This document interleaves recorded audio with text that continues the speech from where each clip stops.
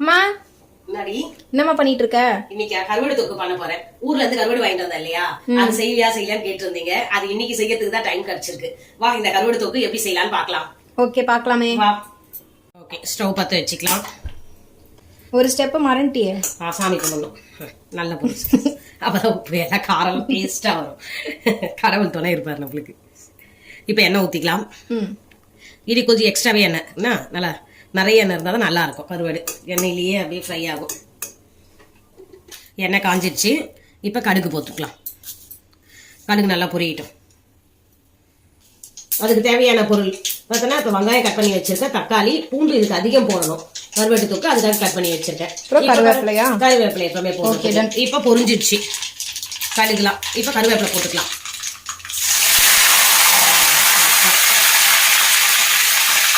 அதுக்கப்புறம் பூண்டு போட்டுக்கலாம். பூண்டு நல்லா அப்படியே பொரியட்டும். சிவந்து வரும், நல்லா வாசம் வரும். அப்போதான் அது பொரியட்டும்.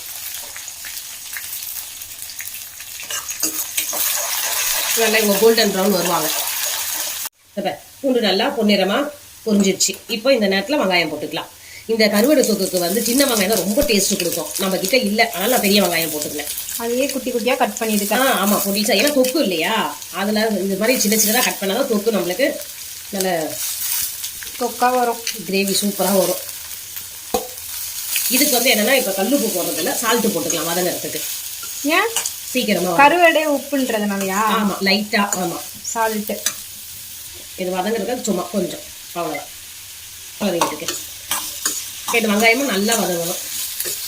இப்போ பார்த்தியா நல்லா வெங்காயம் வதங்கிடுச்சு கோல்டன் ப்ரௌனா. இந்த நேரத்தில் நம்ம தக்காளி சேர்த்துக்கலாம். இது தொக்குன்றதால வெங்காயம் தக்காளி எல்லாமே அதிகமாக இருக்கணும். தக்காளியும் நல்லா வதங்கணும். அதுக்கும் கொஞ்சம் லைட்டான உப்பு போட்டுக்கலாம்.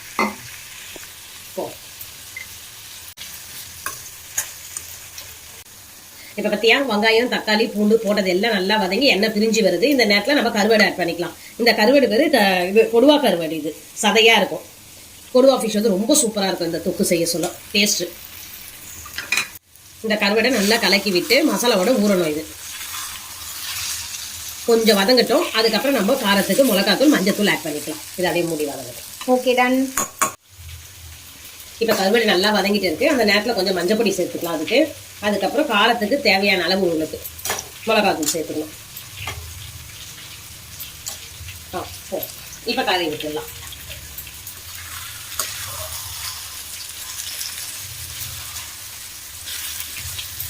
இப்போ பார்த்தோன்னா இந்த கருவாடு பற்றியா இந்த முழுசாக இருக்குல்ல, இப்படி இருந்தால் நம்மளுக்கு அவ்வளோ சீக்கிரத்தில் மனம் வராது.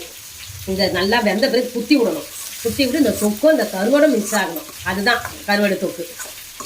இப்போ இந்த நேரத்தில் நம்ம எல்லாமே போட்டிருக்கோம். டேஸ்ட்டுக்கு உப்பு காரம் எல்லாம் கரெக்டாக இந்த நேரத்தில் பார்த்துக்கலாம். எது வேணுமோ ஆட் பண்ணிக்கலாம். கரெக்டாக இருக்குது உப்புக்கு நம்ம போட்டது. ஏன்னா கருவாடில் உப்பு இருக்குது. இந்த உப்பு நான் போட்ட உப்பு கரெக்டாக இருக்குது எனக்கு. இப்போ கருவாடு ரெடி ஆகிடுச்சு. இப்போ ஓப்பன் பண்ணி பார்க்கலாம். ஓப்பன் பண்ணவுடனே பார்த்தியா எப்படி வாசனை வருதுன்னு. இந்த வாசனை 4 வீட்டு வரைக்கும் போயிருக்கோம். எல்லாரும் தெரியும் இங்கே உங்கள் வீட்டில் கருவாடு தான் செய்கிறாங்கன்ட்டு. இப்போ அதுதான் நம்ம போட்ட கருவாடு எல்லாமே வந்து ஒன்று ஒன்று இந்த தொப்போட மிக்ஸ் ஆகி கருவாடு தொப்பு ஃபுல்லாக ஆயிடுச்சு. இப்போ இதை சுட சுட சாதத்தில் போட்டு சாப்பிட்டா வேறு சைடிஸ் எதுவும் தேவையில்லை. அமிர்தமாக இருக்கும்.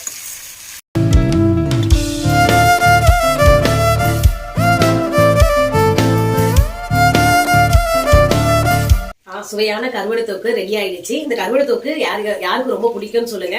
இந்த நான் செஞ்ச மெத்தட்ல செஞ்சு பாருங்க, சூப்பரா இருக்கும். செஞ்சு பார்த்துட்டு எனக்கு கமெண்ட்ஸ்ல சொல்லுங்க. இந்த கருவாடு தொக்கு பிடிச்சிருந்தா லைக் பண்ணுங்க, ஷேர் பண்ணுங்க.